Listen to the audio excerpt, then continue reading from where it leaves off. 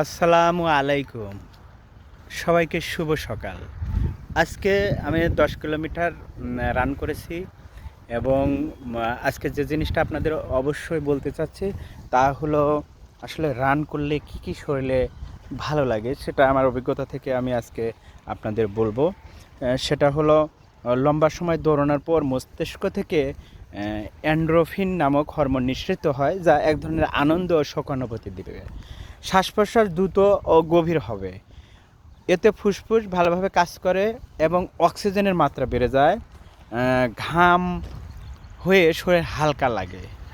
মনে হয় যেন দেহের ভিতরের বিষাক্ততা ও ক্লান্তি বের হয়ে গেছে।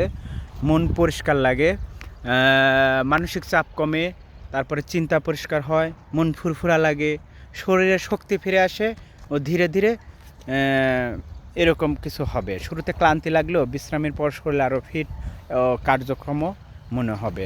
আপনি যদি নিয়মিত দৌড়ান তাহলে হয়তো এই অভিজ্ঞতাগুলো গভীরভাবে টের পাবেন। আশা করি আপনারা রেগুলার দৌড়াবেন। সবাইকে অসংখ্য ধন্যবাদ।